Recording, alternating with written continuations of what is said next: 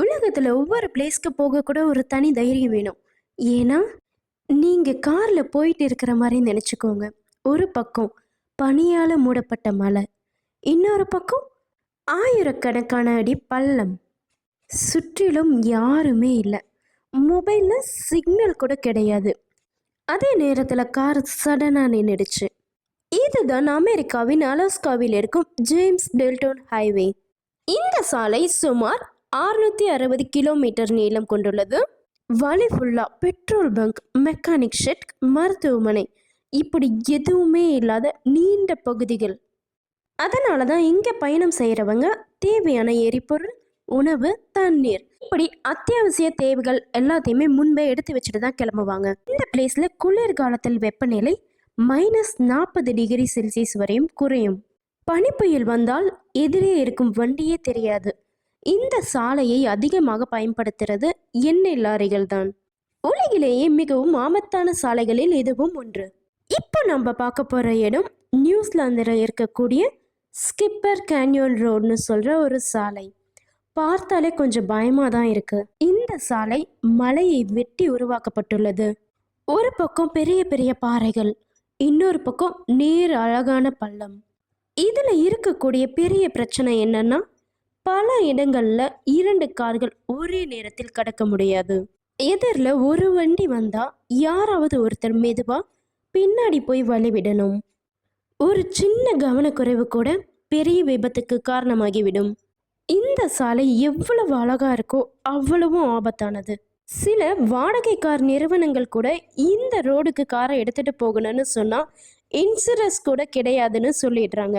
ஆனாலும் இந்த ஆபத்தை எல்லாம் தாண்டி மேலே போறவங்களுக்கு கிடைக்கிற மலை காட்சி அதை வார்த்தைகளால சொல்ல முடியாதுன்னு சொல்லிடுறாங்க. அதனாலதான் பயம் இருந்தாலும் கூட ஒவ்வொரு வருடமும் ஆயிரக்கணக்கான மக்கள் இந்த சாலையை பார்க்கறதுக்காகவே வராங்க. அடுத்ததான் நம்ம பார்க்க போற இடம் நம்ம இந்தியாவில் இருக்கக்கூடிய ஆபத்தான மலை சாலைகளில் ஒன்று. அதுதான் ஜோசிலா பாஸ். இந்த சாலை காஷ்மீரையும் லடாக்கையும் இணைக்கிறது. கடல் மட்டத்திலிருந்து சுமார் 3500 கிலோமீட்டர் உயரத்தில் இருக்கிறது. இங்க வண்டி ஓட்டுறது எல்லாராலையும் முடியாதுன்னு சொல்றாங்க. ஏன்னா ஒரு பக்கம் உயரமான மலை, இன்னொரு பக்கம் அழகான பள்ளம். சாலை ரொம்ப குறுகலா இருக்கும். சில இடங்கள்ல 2 வண்டிகள் கடக்கவே கஷ்டம்னு சொல்றாங்க. குளிர்காலத்துல இந்த இடம் முழுக்க பனியால் மூடிடும். பனிப்பொழிவு அதிகமாக இருந்தால் சாலையை சில நாட்கள் மூடப்படலாம். அதோட மட்டும் இல்ல, நிலச்சரிவு கூட இங்க அடிக்கடி நடக்குது. இந்த பாதையில் போறவங்க ரொம்ப கஷ்டமான பயணத்தை மேற்கொள்றாங்க. ஆனாலும் கூட இந்த சாலையை கடந்த பிறகு மலைகளின் அழகு, பனியால் மூடப்பட்ட சிகரங்கள், அதனாலதான் இந்த பிளேஸ்க்கு ஆபத்து எவ்வளவு இருந்தாலும் சரி உலகம் முழுக்க இருந்து சுற்றுலா பயணிகள் வராங்க. அடுத்ததா நம்ம பார்க்க போற பிளேஸ் சீனாவில் இருக்கு. இந்த சாலை சாதாரணமான சாலை கிடையாது. முழு மலையையே வெட்டி உருவாக்கப்பட்ட ஒரு சுரங்கச்சாலை. பல வருடங்களுக்கு முன்பு ஒரு கிராமத்திற்கு சரியான சாலை வசதி இல்லை. அதனாலதான் கிராம மக்கள் எல்லாருமே ஒன்று சேர்ந்து கையாலேயே மலையை வெட்டி இந்த பாதையை உருவாக்க ஆரம்பிச்சிருக்காங்க. பல வருட உழைப்புக்கு பிறகுதான் இந்த சுரங்கச்சாலை உருவானது. இதுல இன்னொரு வித்தியாசம் என்னன்னா, சுரங்கத்தின் ஓரத்துல பெரிய பெரிய ஜன்னல் இருக்கிற மாதிரி திறப்புகள் இருக்கும். அந்த ஜன்னல்கள் வழியா வெளியே பார்த்தா ஆயிரக்கணக்கான அடி அழகான பள்ளத்தாக்கு தெரியும். அந்த காட்சிகள் எல்லாம் அழகா தெரிஞ்சாலும் கூட வண்டி ஓட்டுறவங்களுக்கு இது ஒரு பெரிய சவால் தான். சாலை ரொம்ப குறுகலா இருக்கும். ஒரு சின்ன கவனக்குறைவு கூட ஆபத்தாக மாறிவிடும். ஆனால் இந்த சாலையை பார்க்கவே உலகம் முழுக்கும் இருந்து ஆயிரக்கணக்கான சுற்றுலா பயணிகள் வராங்க. மனிதர்களின் விடாமுயற்சிக்கு இந்த சாலை ஒரு பெரிய எடுத்துக்காட்டு. அடுத்ததான் நம்ம பார்க்க போற இடம் பேரை கேட்டாலே கொஞ்சம் பயமா தான் இருக்கும். யூங்காஸ் டெத் ரோடு, அதாவது மரணச்சாலை.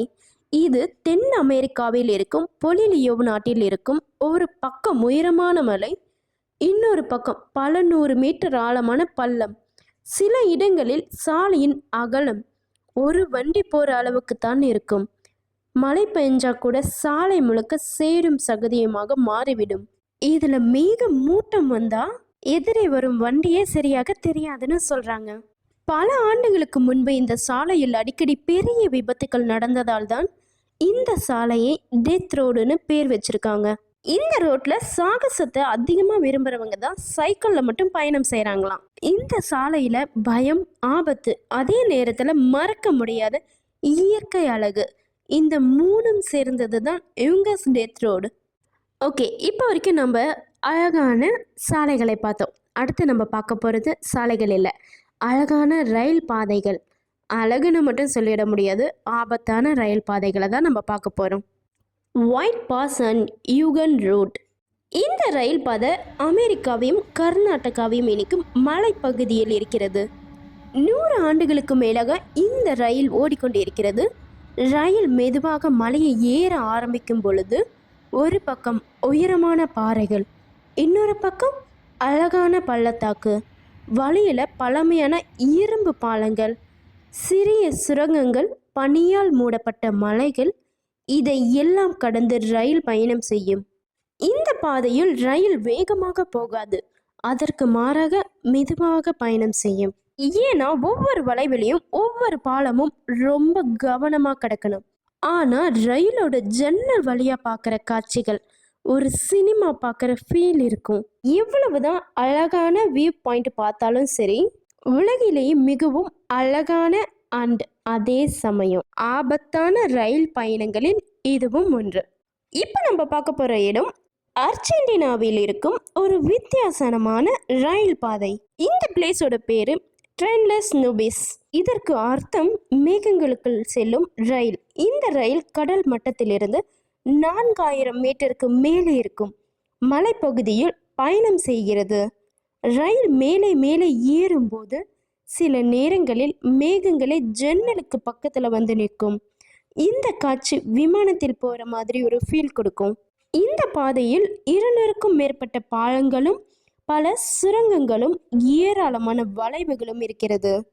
அவ்வளவு தூரத்தில் ரயில் ஓடுவதால சிலருக்கு மூச்சு விட கூட சிரமமாக இருக்கு. அதனால தான் பயணிகள் மெதுவாக நடக்கணும்னு, அதிக தண்ணீர் குடிக்கணும்னு அறிவுறுத்துறாங்க. ஆனாலும் கூட அழகான மலைகளும் மேகங்களும் நீதியான இயற்கையும் இந்த பயணத்தை மறக்க முடியாத அனுபவமாக மாற்றி விடுகிறது.